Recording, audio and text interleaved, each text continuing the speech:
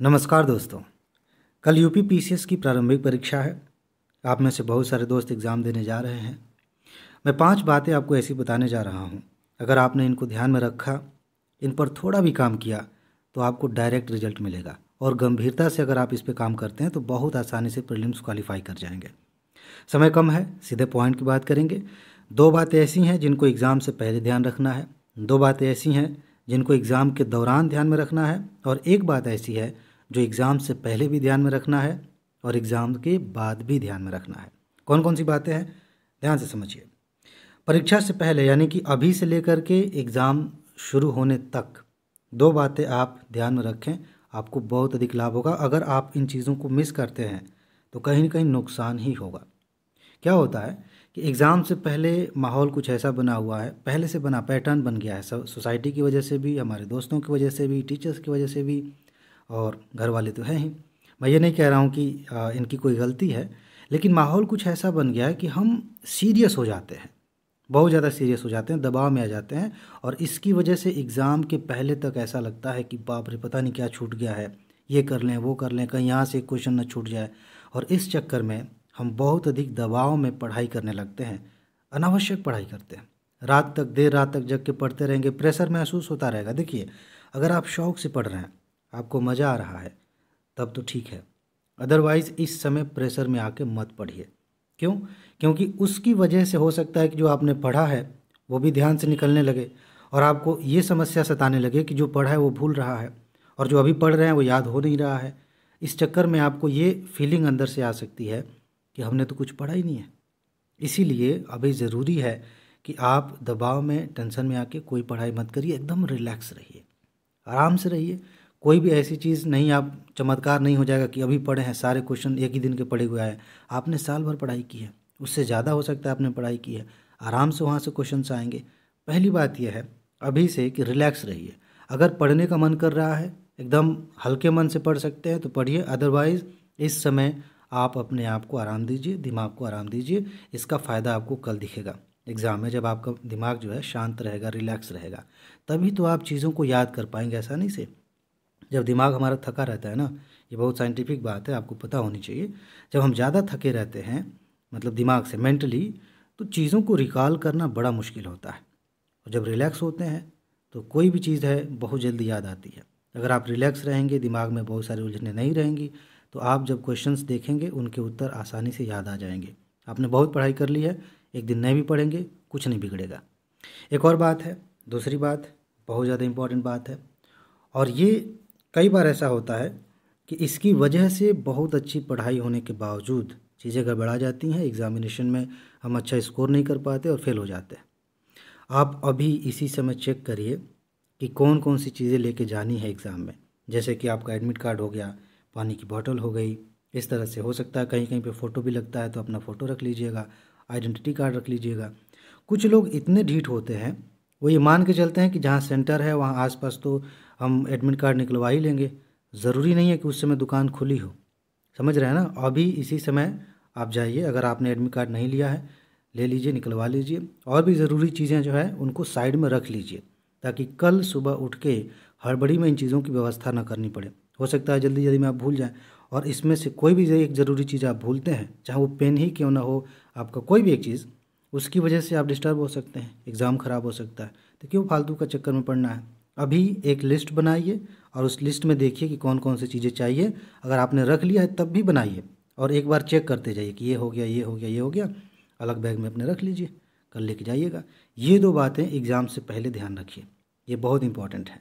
इसके बाद से जब एग्ज़ाम देने आप जा रहे हैं, एग्ज़ामिनेशन हॉल में हैं, ठीक है, बीच में गैप मिलेगा, उसको भी ले रहा हूँ, फिर दोबारा आप सीसेट का पेपर देंगे ना, इस बात को ध्यान में रखते हुए, तो एग्ज़ाम के दौरान आप 2 बातें अगर आप ध्यान में रखते हैं तो सही मायने में आप बहुत सारे लोगों से आगे निकल जाएंगे। बहुत ज़रूरी बातें हैं। कई बार कहने के बावजूद लोग एग्ज़ाम में जब बैठते हैं इन चीज़ों को भूल जाते हैं। अभी कल ही एग्ज़ाम है, हो सकता है कि आप मेरी बात को गंभीरता से लें और जैसे ही पेपर आपके हाथ में आए आपको ये चीज़ें ध्यान में आ जाएं और आप इसका लाभ ले लें। इसलिए याद दिला रहा हूँ, मैंने पहले भी कहा था, लेकिन याद दिलाना ज़रूरी है। जैसे रिवीजन करना ज़रूरी होता है चीज़ों को, वैसे ही ये भी रिवीजन ही है, इसको ध्यान में रखिए। तीसरी बात क्या है, परीक्षा के दौरान जब आप क्वेश्चन पेपर को हल करें, चाहे सीसेट का पेपर हो चाहे जीएस का पेपर हो, अगर कोई क्वेश्चन आपको फंसा रहा है, बहुत अधिक सोचने पर मजबूर कर रहा है, परेशान कर रहा है, कठिन लग रहा है, तुरंत उसको छोड़िए, आगे बढ़िए। ये मेरे कहने के बावजूद बहुत सारे लोग इस जाल में फंसेंगे। मैं नहीं चाहता हूँ कि आप फंसें। जो लोग गंभीरता से मेरी बात सुन रहे हैं, समझ रहे हैं, आप आगे बढ़िए, जाके दूसरा क्वेश्चन देखिए, हो सकता है आसान है, वो भी कठिन है उसको भी छोड़िए, तीसरा देखिए, चौथा देखिए। जो भी आसान आसान प्रश्न है सबसे पहले आप उन्हें करिएगा। किसी भी ऐसे क्वेश्चन के चक्कर में अपना समय मत खराब करिए पहले राउंड में, जो आपका समय खराब कर सकता है, दिमाग खराब कर सकता है, हो सकता है कि वो गलत भी हो जाए। इसीलिए ये जो तीसरी बात है, पेपर मिलता है, आप सबसे पहले उन्हीं प्रश्नों को जल्दी जल्दी करते जाइए जो आपको आ रहे हैं।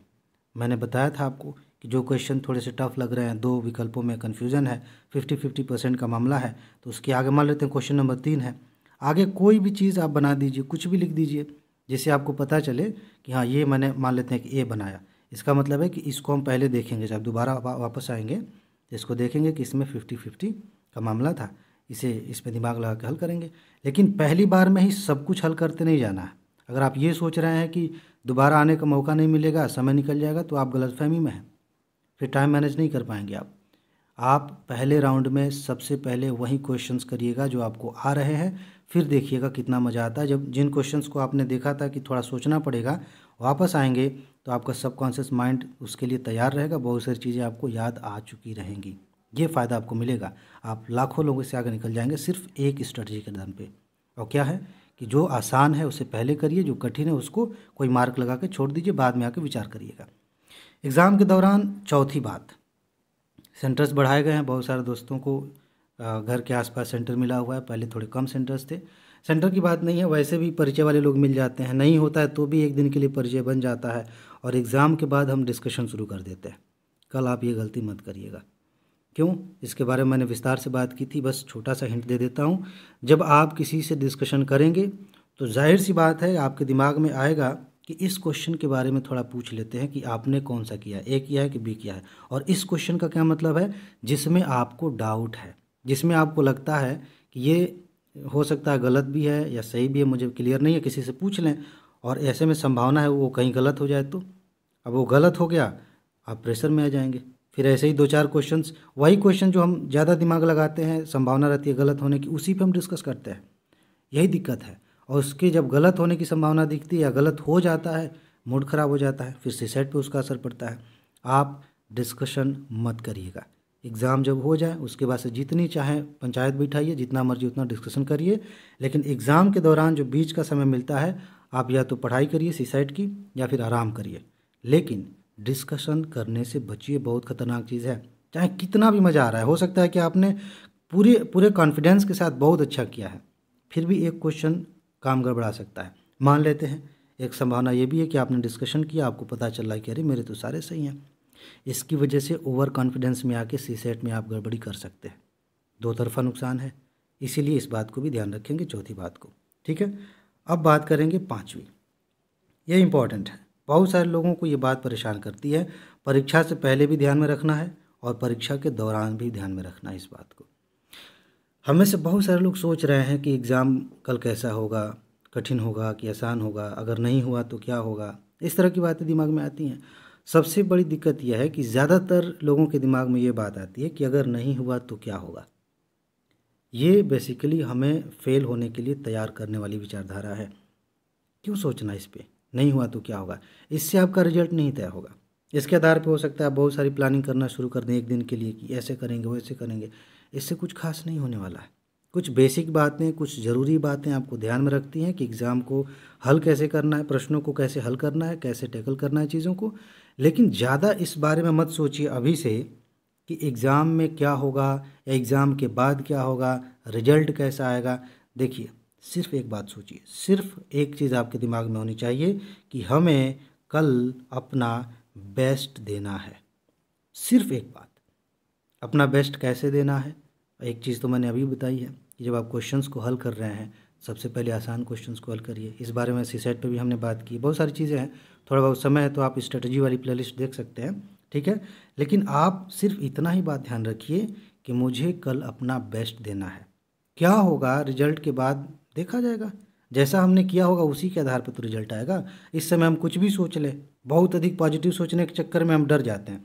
जैसे मैं कहूँ कि आप बहुत अच्छा सोचिए, बहुत बढ़िया रिजल्ट आएगा, तो ये हो जाएगा वो हो जाएगा, थोड़ा बहुत मदद मिलेगी इससे, लेकिन इसके पीछे पीछे ना डर भी आएगा कि अगर नहीं हुआ तो वो बेसिकली वो पॉजिटिव सोचना एक तरह से अपने आप को कभी कभी दिखता है कि झूठा आश्वासन देना हो जाता है। तो आप इस समय बहुत ज़्यादा अनावश्यक रूप से पॉजिटिव सोचने की कोशिश मत करिए। एकदम यहाँ से किनारा कर लीजिए कि ना मुझे ज़्यादा नेगेटिव सोचना है, ना ज़्यादा पॉजिटिव सोचना है। ज़बरदस्ती का सोचना ही नहीं है कुछ, हमें सिर्फ इतना अगर सोचना ही पड़े तो सिर्फ ये देखना कि कल मुझे अपना बेस्ट देना है। क्वेश्चन आएगा, कोई चीज़ याद करनी है, वहाँ बेस्ट देंगे। चॉइस हमें देखनी है, कौन सा ABCD में से कौन सा चुनना है, वहाँ अपना बेस्ट देंगे। क्वेश्चंस की स्पीड ठीक ठाक हो पढ़ने की, वहाँ अपना बेस्ट देंगे। गोला भरने में ध्यान रखना है, रोल नंबर वगैरह भरना है, वहाँ अपना बेस्ट देंगे। छोटी छोटी चीज़ों में अपना बेस्ट देंगे, बहुत अच्छा स्कोर आ जाएगा। यहाँ हम सोचने पे, चिंता करने पर अपना समय ख़राब नहीं करेंगे, अदरवाइज़ इसका असर एग्ज़ाम पे पड़ सकता है। ये बातें अभी से ध्यान में रखिए। पेपर 1 हो जाए उसके बाद मत सोचिएगा कि कितना स्कोर आएगा कितना नहीं आएगा। सेकंड में यानी कि CSET में अपना बेस्ट देना है, उस पर फोकस करना है। जब एग्ज़ाम ख़त्म हो जाएगा आंसर मिला लीजिएगा, उसके बाद देखिएगा अगर आपने इन चीज़ों को ध्यान में रखा है आपका बहुत अच्छा स्कोर होगा। ठीक है जी। उसके बाद से एक और चीज़ है, क्या है ये, मैं अपनी तरफ से आप सभी को शुभकामनाएं देता हूं, अच्छे से एग्ज़ाम दीजिए, ऑल द बेस्ट। और हाँ, जो सबसे ज़्यादा इम्पॉर्टेंट बात है जो मैं हमेशा कहता हूं, उसे आप एग्ज़ाम के पहले भी ध्यान रखिए, एग्ज़ाम के बाद भी ध्यान रखिए, सफल होने के बाद भी ध्यान रखिए। वो बात क्या है, अपना ख्याल रखिए, खुश रहिए, मस्त रहिए, मुस्कुराते रहिए, जल्दी से सफल होइए और ज़िंदगी को एंजॉय करिए। और एक बार फिर से ऑल द बेस्ट।